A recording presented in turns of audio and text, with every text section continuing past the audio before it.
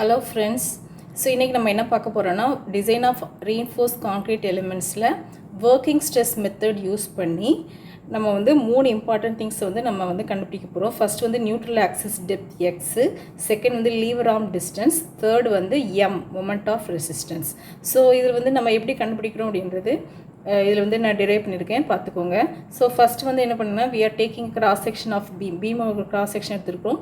b வந்து width of beam. So அது எல்லாமே என்னன்றது இங்கே கொடுத்துருக்குறேன். கேன்றது என்ன கண்டுபிடிக்க போகிறோம் அப்படின்னா நியூட்ரல் ஆக்சிஸ் டெப்த் ஃபேக்டர், ஜேன்றது லீவர் ஆர்ம் ஃபேக்டர், பீன்றது width of beam, டீன்றது effective depth of beam, next sigma CBC, sigma ST. So இது வந்து சின்றது கான்க்ரீட்டோட ஸ்ட்ரெஸ்ஸு, எஸ்ன்றது ஸ்டீலோட ஸ்ட்ரெஸ்ஸு, எம்ன்றது modular ratio. So modular ratio நம்ம ஆல்ரெடி வந்து போன வீடியோவில் போட்டிருக்கோம், அதை பார்க்காதவங்க பார்த்துக்கோங்க. ஸோ இதுதான் பி வந்து வித்து, ஸ்மால் டீன்றது இந்த ஸ்டீல் பார் இருக்கா இது வரைக்கும் உள்ள டெப்த் வந்து ஸ்மால் டி, ஃபுல் டெப்த்துன்றது கேபிட்டல் டி. ஸோ ஏஎஸ்டினா ஏரியா ஆஃப் ஸ்டீல். நெக்ஸ்ட்டு ஏன்னு போட்டிருக்கேன். என்ஏன்றது நியூட்ரல் ஆக்சிஸ், சென்டரில் பாஸ் ஆகிற லைன் தான் என்னது neutral axis.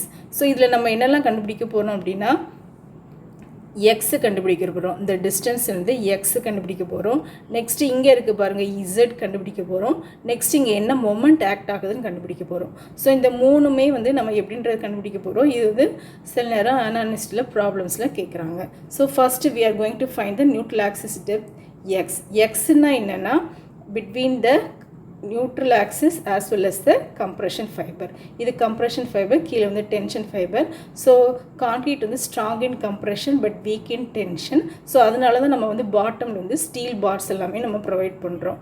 So neutral axis depth எப்படி கண்டுபிடிக்கிறோம் அப்படின்னா சிமிலர் ட்ரையாங்கிள் பிரின்சிபிள் எடுத்துக்கிறோம். இந்த டயக்ராமில் சிமிலர் ட்ரையாங்கிள் பிரின்சிபிள் எதை எடுத்துக்கிறோம், x by d minus x. இங்கே பார்த்தீங்கன்னா உங்களுக்கு தெரியும் எக்ஸு கீழே டெப்த் வந்து d minus x. x by d minus x is equal to stress in concrete by stress in steel. So இது எப்படி எழுதலாம்னா sigma CBC by EC. EC அப்படின்றது என்னதுன்னா elastic modulus of concrete. Steel வந்து எப்படி எழுதலாம்னா M. எதுக்காக எழுதுகிறோம் அப்படின்னா லாஸ்ட் வீடியோ போய் பாருங்கள், modular ratio formula m is equal to ES by EC. So அதை யூஸ் பண்ணி தான் நம்ம இதில் சப்ஸ்டியூட் பண்ணியிருக்கிறோம். நெக்ஸ்ட் இதை சிம்ப்ளிஃபை பண்ணிங்கன்னா m into sigma CBC by sigma எஸ்டின்னு வரும். நெக்ஸ்ட்டு ஸ்டெப் என்னென்னா you add numerator on both side. So numerator இங்கே என்ன இருக்குது எக்ஸ் இருக்குது, ஸோ இங்கே வந்து ப்ளஸ் எக்ஸ் ஆட் பண்ணுறோம். இங்கே நியூமரேட்டர் என்ன இருக்குது எம் சிக்மா சிபிசி இருக்குது, ஸோ இங்கேயும் எம் சிக்மா சிபிசி ஆட் பண்ணுறோம். ஸோ ரெண்டு சைட்லையுமே என்ன பண்ணுறோன்னா ஆட் நியூமரேட்டர் ஆட் பண்ணி சிம்ப்ளிஃபை பண்ணிங்கன்னா x by d is equal to கேன்னு உங்களுக்கு கிடைக்கும். கேனா என்னென்னா நியூட்ரல் ஆக்சிஸ் கான்ஸ்டன்ட். ஸோ கேவோட value m into sigma CBC by sigma ST by m sigma CBC. இதை ஃபர்தராக நீங்கள் சிம்ப்ளிஃபை பண்ணிங்கன்னா உங்களுக்கு இந்த மாதிரி வேல்யூ கிடைக்கும் கே. அப்போ நம்ம வந்து neutral axis depth x is equal to k into d. So கேவோட வேல்யூ இங்கே இருக்குது, ஸ்மால் டின்றது effective depth of b. Next நம்ம கண்டுபிடிக்க போகிறது lever arm distance z. Z is equal to D minus X by 3. So டீன்றது எங்கே இருக்குது இதில் பார்த்தீங்கன்னா உங்களுக்கு தெரியும். ஸோ இதுதான் இசட் வேல்யூ, சரியா? இதான் இசட் வேல்யூ, இதுதான் எக்ஸ் வேல்யூ. ஃபஸ்ட் நம்ம கண்டுபிடிக்கிறது நியூட்ரல் ஆக்சிஸ் டெப்த்து, செகண்ட் நம்ம கண்டுபிடிக்கிறது வந்து lever arm factor. So Z is equal to D minus X by 3. நம்ம ஆல்ரெடி நம்மளுக்கு தெரியும் X is equal to K T.